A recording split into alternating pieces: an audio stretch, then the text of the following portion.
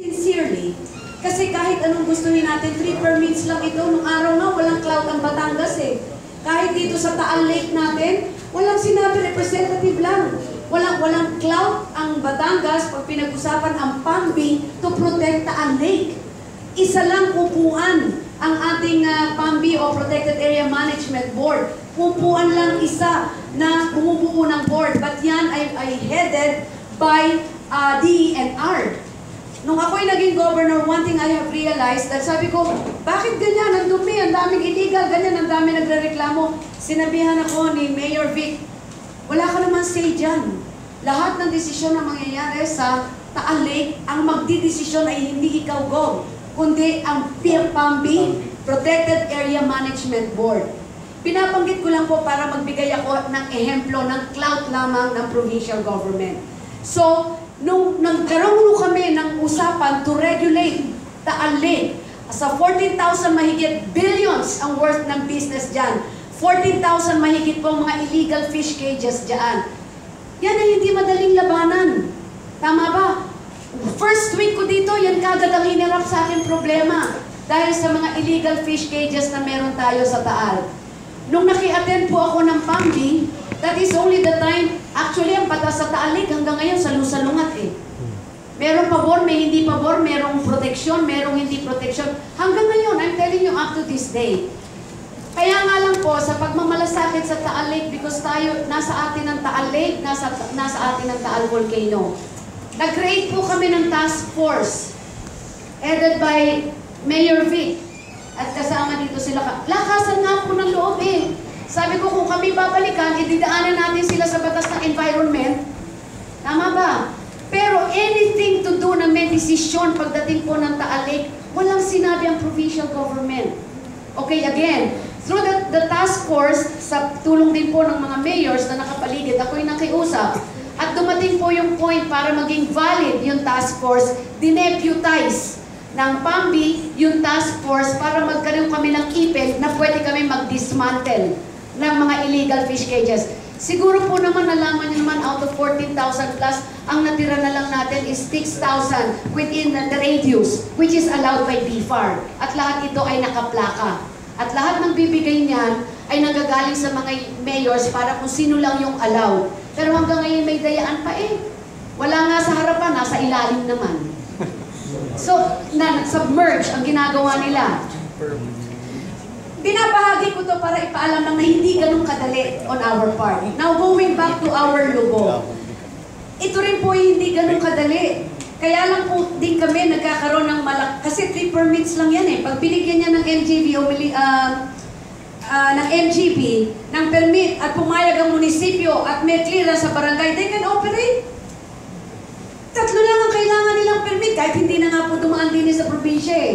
Makuha lang nila yung sa national, sa MGB, and then pinayagan ng munisipyo, binigyan ng clearance sa barangay, they can operate anytime. Kaya lang lumakas po ang loob namin dito because of the environmental code na ginawa ng provincial government.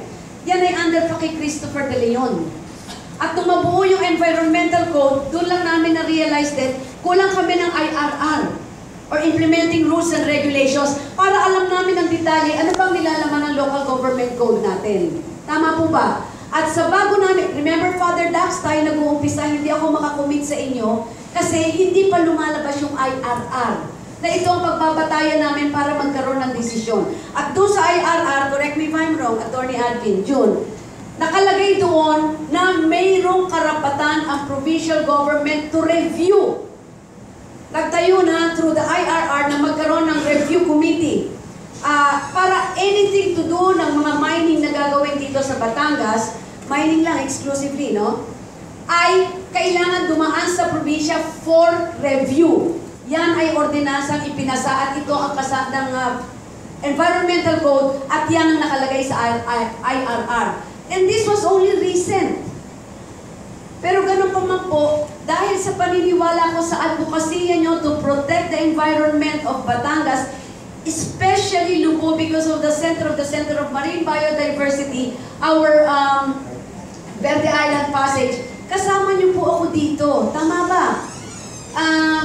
if I may go back, kasi if we will mention other yung mga sa environmental, mga coal, mga dati na sa Kalaka, hindi ko ganun kadali ma-overboard yun. Tama po ba?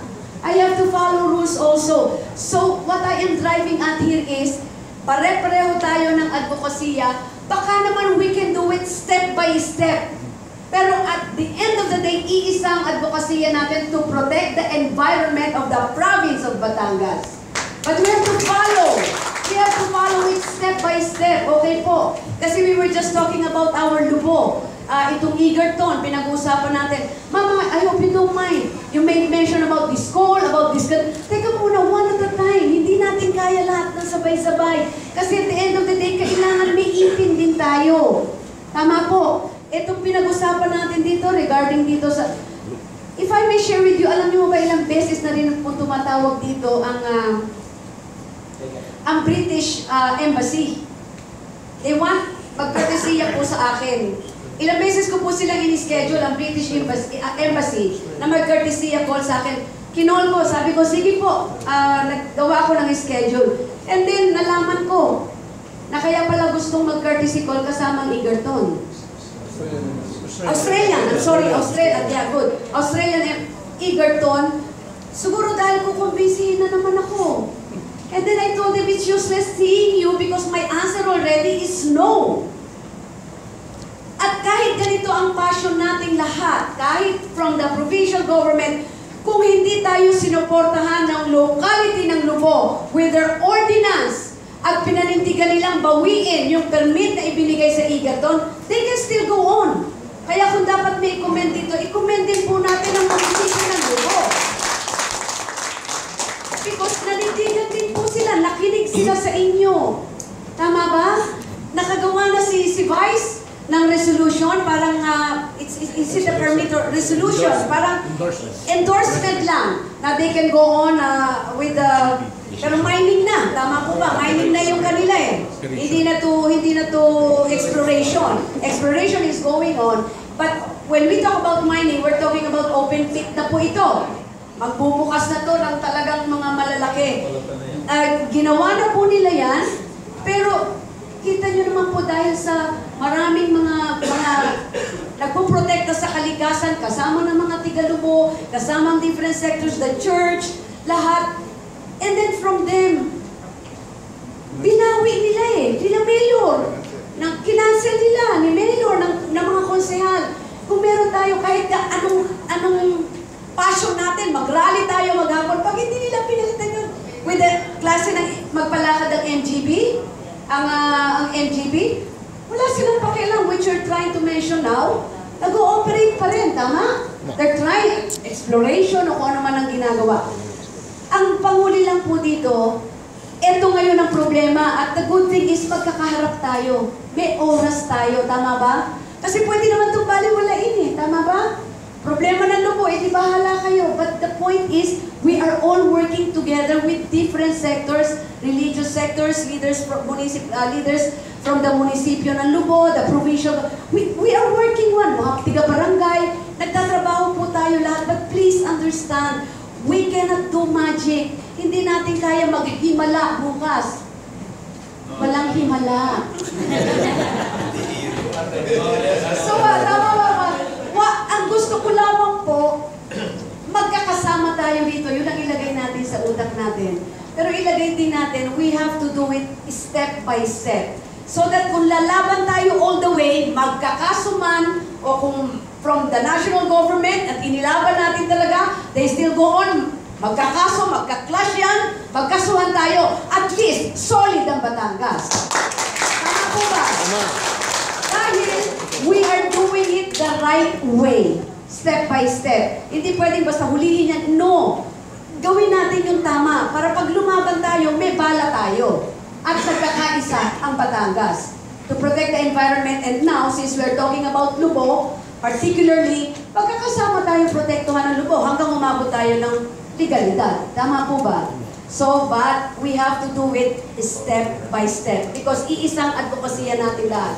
Protektahan ang Lubo, and then later on, sino bang may ayaw? Napakayaman ng Batangas. Pag na-resolve natin ito, nabigyan natin ng magandang ehemplong pagsasama at paninindigan, madali na natin isunod-sunod para protektahan pa yung ibang kayamanan ng lalawigan. Tama po.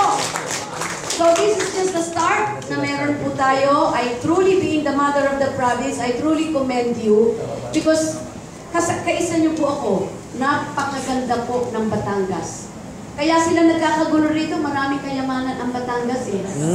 Tama ba? Yan ang gusto nilang kunin eh, ganyan kaganda, kaya sila nagkakagulo rito. Again, I am not saying we're going to be perfect, but sama-sama tayo to protect the environment. Investors, we are investors friendly, but again, yan ang lagi ko sinasabi. Kasi investments is also very important. More investors coming in, more job opportunities for Batangueños. But again, we are investors friendly, but not at the expense of our environment. So that's, abang ako po ang gobernador, that's one thing I can assure you. So again, to each and everyone, pare-pareho po tayo ng nasa loob. Gagawin po natin ang lahat. Para again, Mayor, maraming salamat. Vice, sa bumubuo po ng sanggunian, maraming. Hindi mo madali yung ginawa nila. Palakpakan naman natin. Maraming salamat po sa inyo. And then now we will all work together for the betterment of the municipality of Lubog. And then later on, sama-sama rin, ay matatapos na nga pala ako, ano? And then later on, kahit na hindi na akong governor, kasama niyo ako to protect the environment of Lubog. Kasama niyo po ako dyan. So, maraming salamat po sa inyo. Sana yung magandang intention natin, nandito naman si Father Dax, nandito si Father Noni, yung mga kaparian po natin. Samahan na rin natin ang panalangin to guide us and to have itong pagpupulong natin, itong advokasya natin ay magkaroon po ng positibong resulta for the Batangueños and definitely for the province. So magandang hapon po at maraming salamat. This will not be the first and the last. Nag-usap-usap tayo. The next meeting, gagawan po natin ng paraan na makausap at may representative dito as much as possible. Ang DENR, because ang NGP is under DENR eh. And also from NGP. O Millennium Development Board tulo. Mines and Geoscience Bureau. Yan ang tatrabahuhin natin ngayon. Kasi last na lang, tayo ang nagko-kontra-kontra, ang kalaban sila. Tama? Sila nagpapatupag kahit hindi na pwede. So sila ngayon ang iyaharap natin dito and we will try to work on that. Para sila mismo ang direktang sasagot. At we will make sure na ka-minutes yung meeting. Para alam natin kung ano yung isasagot at magiging commitment nila sa mga sagot nila. Okay po?